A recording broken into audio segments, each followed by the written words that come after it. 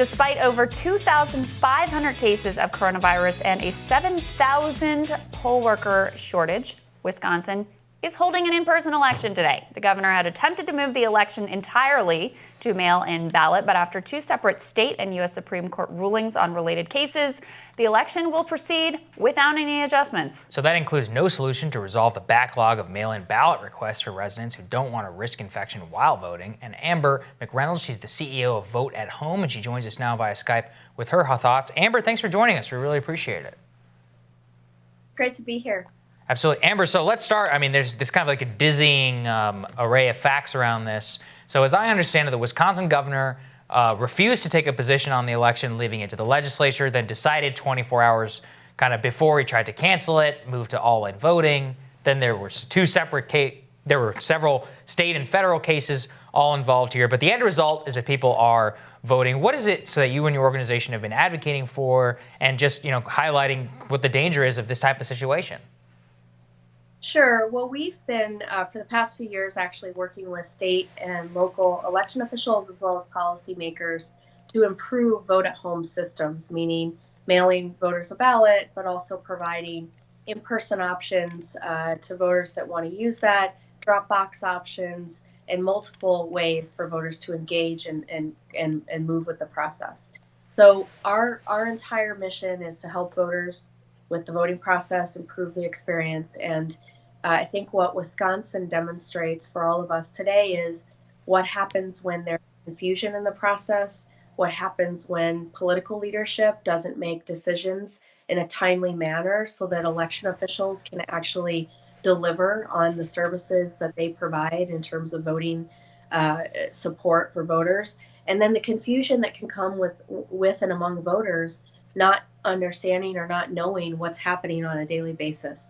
So it's catastrophic and it's destructive, and it certainly diminishes confidence in the process. And, you know, I really admire all the election officials that have been working so hard under these extraordinary circumstances in Wisconsin trying to make this happen. I mean, they're literally putting lives at risk. And we've already seen images coming out of the state. They've had to dramatically reduce the number of polling locations because they don't have poll workers, understandably so, who also don't want to risk their lives. So we're already seeing long lineups. Voters are taking it onto themselves to try to socially distance. But to me, this is just absolutely outrageous. And it's outrageous for Wisconsin today. But this also is, you know, a problem that's going to persist into the future. We don't know how long this crisis is going to last. We don't know if we might have a resurgence in the fall that could be in play in November in the general election. So just preview for us where we could be headed with all of this. Yeah, I think Wisconsin right now is a demonstration of what can happen if we don't act immediately to ensure that all Americans can vote in a safe and secure way. And this is a public health issue. This isn't a matter of one side or the other and outcomes and all that. This is simply about ensuring voters can vote in a safe and secure way. And what's happening in Wisconsin right now shows what happens when decisions aren't made so that preparation can happen. And this has created a nightmare not only for voters but also for the election officials that are trying to make this happen. And we absolutely lives are being put at risk. People are congregating together, even though there's a stay-at-home order on the books right now in Wisconsin. And so the fact that government is essentially allowing the congregation of voters, even though they've told people to stay home, given this crisis, is completely destructive to the lives of the individuals that are dealing with this right now today in Wisconsin. And we have to act.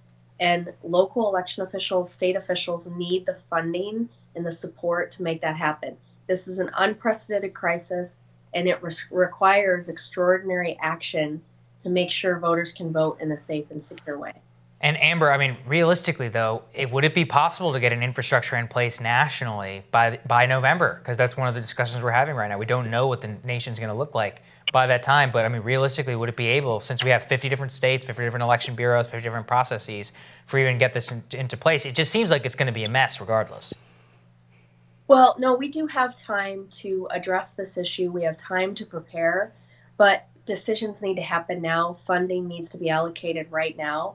And we need to empower the election officials that can make decisions on the ground, respond and react to what they need to do. And the only states that have not experienced significant disruption in current primaries are Washington, Colorado. They both mailed a ballot to every single elector.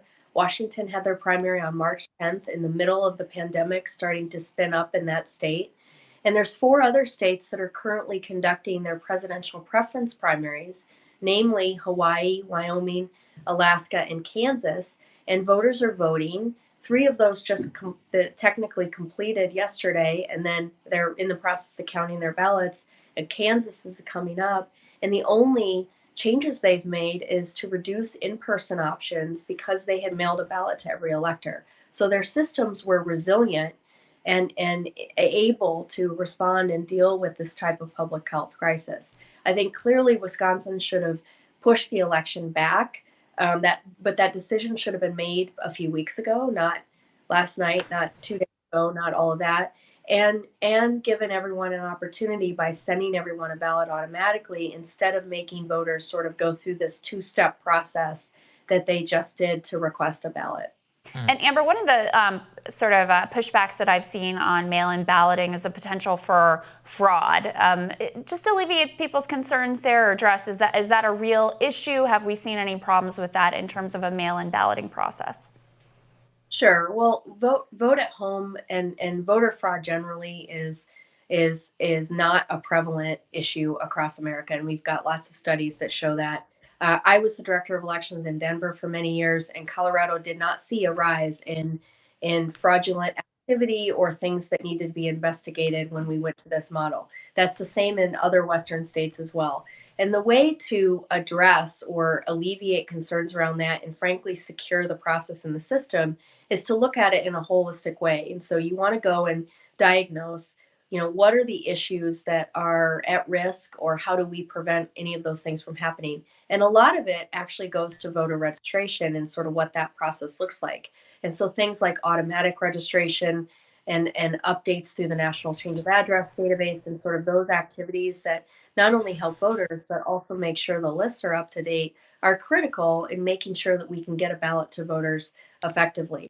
The second piece of this is the validation that happens on the back end. So when your ballot comes back in, bipartisan teams, for instance, in terms of a best practice, will validate the signature, accept that ballot, and then it gets counted. So that process happens before ballots are counted in most states that do this on a high level. Mm-hmm. And then the final step is a system called ballot trace and ballot tracking.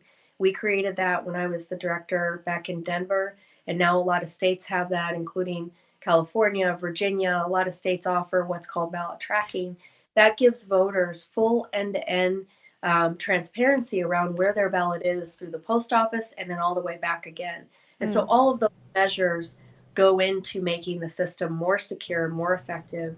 And we've seen even in Colorado Colorado was named one of the most secure states to vote in and the most secure because of the provisions that we put in place many years ago that have also made the system more resilient today.